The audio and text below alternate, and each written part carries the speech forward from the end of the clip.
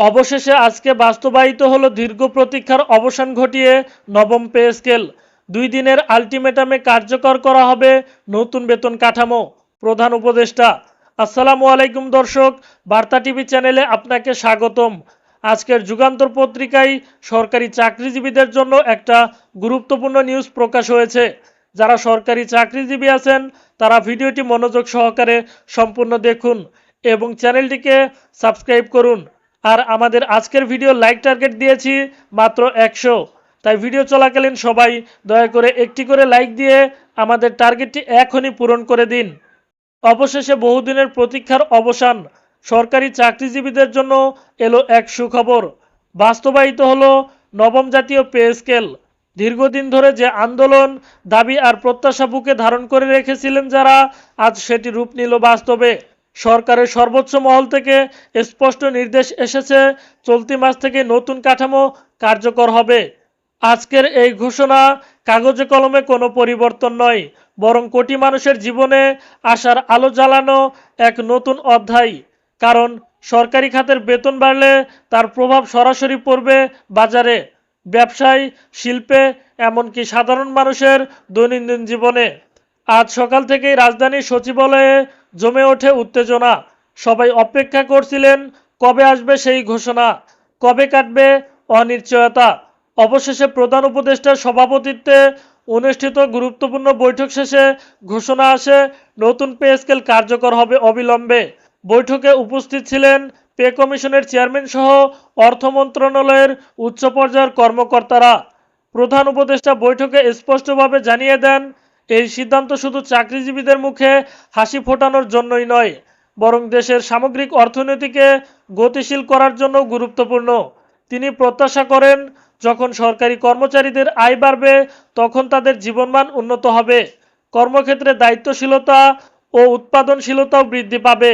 অর্থ উপদেষ্টা তার বক্তব্যে বলেন, প্রথম দিকে সরকারের খরচ কিছুটা বেড়ে গেলেও দীর্ঘমেয়াদে এটি দেশের অর্থনীতিকে শক্ত ভিত্তি করে দিবে। কেননা বেতন বাড়লে বাজারে নতুন চাহিদা তৈরি হয়, ব্যবসায় গতি আসে এবং বিনিয়োগের পরিবেশও উন্নত হয়।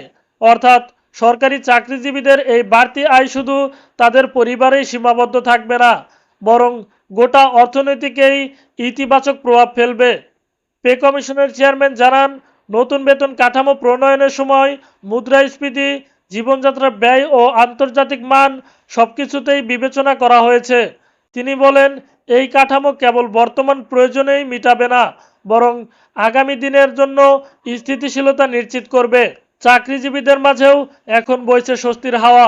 তাদের মতে, গত কয়েক বছরে জীবনযাত্রার ব্যয় বেড়ে যাওয়ায় সংসার চালানো ছিল অনেক কঠিন। নতুন বেতন কাঠামো কার্যকর হলে শিক্ষা, স্বাস্থ্য, গৃহস্থলী ব্যয় সব ক্ষেত্রেই অনেকটা স্বস্তি আসবে। বিশেষ করে নিম্ন ও মধ্যবিত্ত শ্রেণীর পরিবারগুলো সবচেয়ে বেশি উপকৃত হবেন।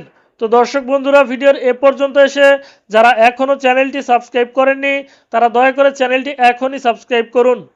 বাজার বিশ্লেষকরাও মনে করছেন, প্রথম দিকে সামান্য মূল্যস্ফীতি দেখা দিলেও সেটি দীর্ঘমেয়াদে নিয়ন্ত্রণে আসবে, বরং জনগণের ক্রয় ক্ষমতা বাড়লে দেশীয় শিল্পে নতুন চাহিদা তৈরি হবে, উদ্যোক্তারা নতুন ব্যবসা শুরু করতে উৎসাহিত হবেন এবং কর্মসংস্থানও বাড়বে।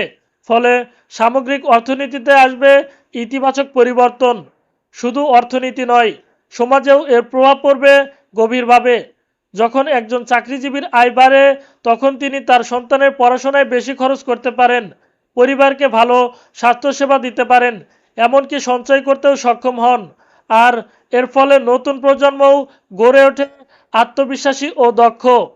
প্রধান উপদেষ্টা আরও জোর দিয়ে বলেছেন, শুধু বেতন বাড়ানোই যথেষ্ট নয়, এর সঙ্গে দরকার দায়িত্বশীলতা ও নিষ্ঠার।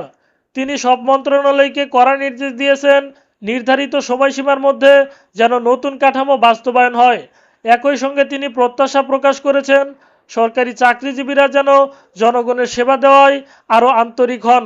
আজকের এই সিদ্ধান্ত নিঃসন্দেহে দেশের জন্য এক ঐতিহাসিক মাইলফলক। নবম পে স্কেলের বাস্তবায়নে শুধু সরকারি চাকরিজীবীদের মুখে হাসি ফোটাবে না, বরং দেশের অর্থনীতি ও সমাজকেও এগিয়ে নিয়ে যাবে আরও দূর পর্যন্ত।